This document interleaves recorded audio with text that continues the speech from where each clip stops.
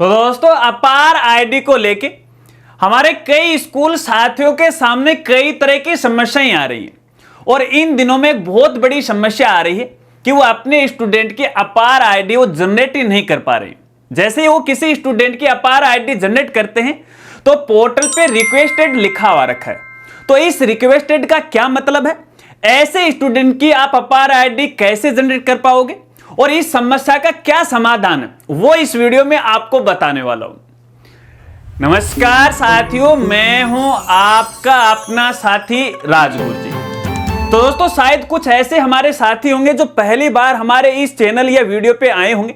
उनको मैं बताना चाहूंगा, देखिए यूडाइस पोर्टल को लेके हमने एक सीरीज की शुरुआत कर रखी है और इसको हमें लगभग 10 वीडियो में कंप्लीट करना था। अब मुझे ऐसा लग रहा है कि ये 10 वीडियो में मामला कंप्लीट नहीं होने वाला है, क्योंकि फिलहाल यूडाइस पोर्टल के ऊपर कई तरह के एरर आ रहे हैं, कई तरह की समस्याएं आ रही हैं। तो समस्याओं के समाधान के लिए वीडियो की संख्या तो बढ़ने वाली है। तो ऐसे में यदि आप यूडाइस पोर्टल को सीखना चाहते हो तो इसके लिए हमारी कई इंपॉर्टेंट वीडियो है।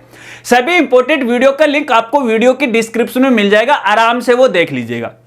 अब दोस्तों आपको पता है कि कक्षा 1 से लेकर 12 तक के स्टूडेंट की अपार आईडी स्कूल की ओर से बनना है यूडाइस पोर्टल की मदद से। अब तक क्या होता था, यदि हम किसी स्टूडेंट की अपार आईडी जनरेट करते थे तो वो तुरंत जनरेट भी हो जाती थी और तुरंत यहाँ पे अपार आईडी नंबर है वो भी आ जाते थे। लेकिन फिलहाल ऐसा नहीं हो रहा। फिलहाल क्या हो रहा है कि यहाँ पे जैसे किसी स्टूडेंट की अपार आईडी जनरेट करते हैं तो पोर्टल पे यहाँ पे लिखा हुआ रखा रिक्वेस्टेड। अब ये जो समस्या है छोटी कक्षाओं में ज्यादा लग रही है, कक्षा 1 से लेके 5 तक। बड़ी कक्षाओं में ये समस्या मेरे सामने नहीं आई। क्यों?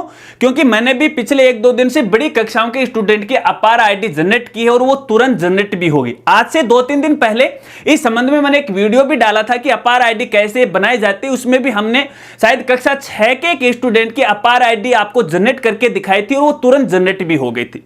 अब सबसे पहले तो अपन ये समझ लेते हैं कि ये रिक्वेस्टेड क्यों लिखा रहा है, ये समस्या क्या है। लेकिन ये जानकारी बताने से पहले खास जानकारी मैं आपको बताना चाहूंगा। देखिए स्कूल साथियों से मेरा निवेदन होगा कि अपार आईडी बनाने में आप अपनी फॉर्मेलिटी मत कीजिएगा, क्योंकि यहां पे देखिए ये स्टूडेंट के भविष्य का सवाल है। ये जो अपार आईडी होती है वो स्टूडेंट की एक यूनिक आईडी होती है जो भविष्य में इनको काम में आने वाली है।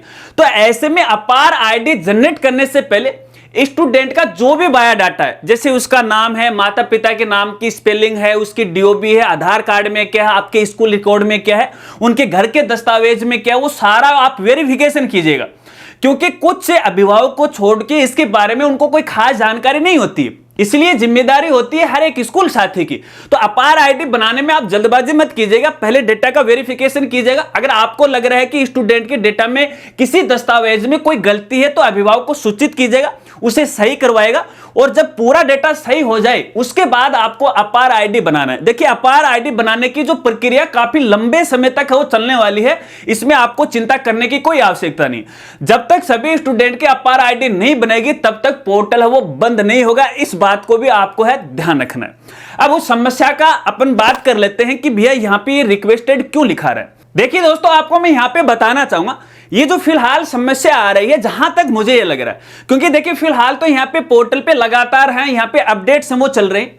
अब यहाँ पे पोर्टल ये जानना चाहता है कि ये जो स्टूडेंट है इसकी कहीं पर कोई डुप्लीकेसी तो नहीं है। अब ये डुप्लीकेसी कैसे होती है वो मैं आपको बताना चाहूंगा। देखिए शायद कुछ ऐसा स्टूडेंट हो सकता है जो पहले किसी दूसरी स्कूल में पढ़ाई कर रहा हो, कक्षा 1 में मान लेते हैं।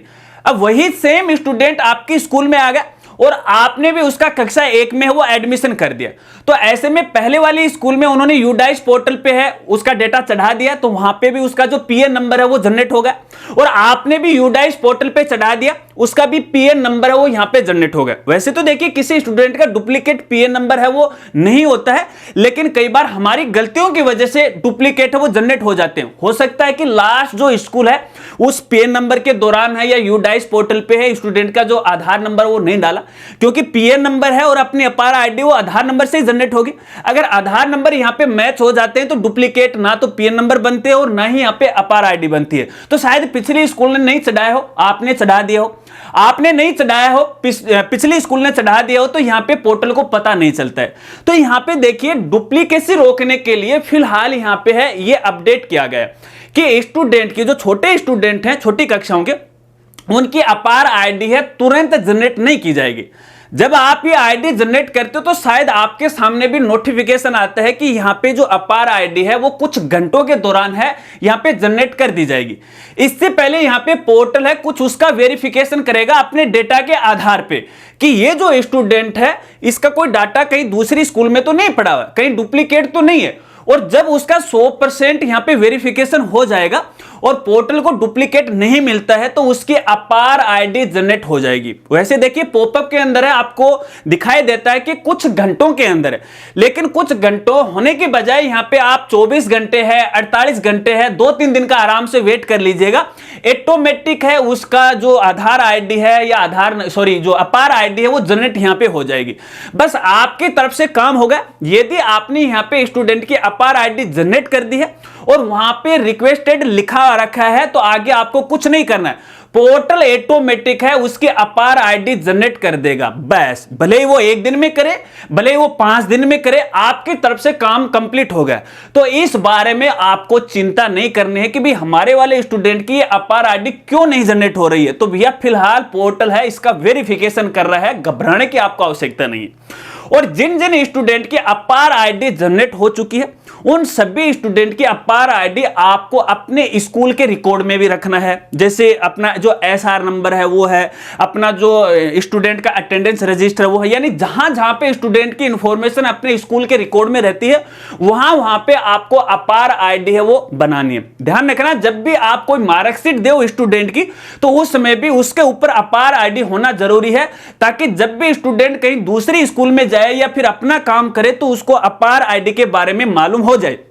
और आपसे मेरा यह भी निवेदन रहेगा कि इस अपार आईडी के बारे में तुरंत आपको स्टूडेंट को जानकारी देनी है और तुरंत अभिभावक तक भी यह सूचना पहुंचानी है कि भैया इसकी अपार आईडी जनरेट हो चुकी है। अगर कोई दूसरी स्कूल में भविष्य में स्टूडेंट को जाना पड़ जाए, कोई ऐसी सिचुएशन आ जाए, तो पहले यह जानकारी उन तक आपको पहुंचानी है।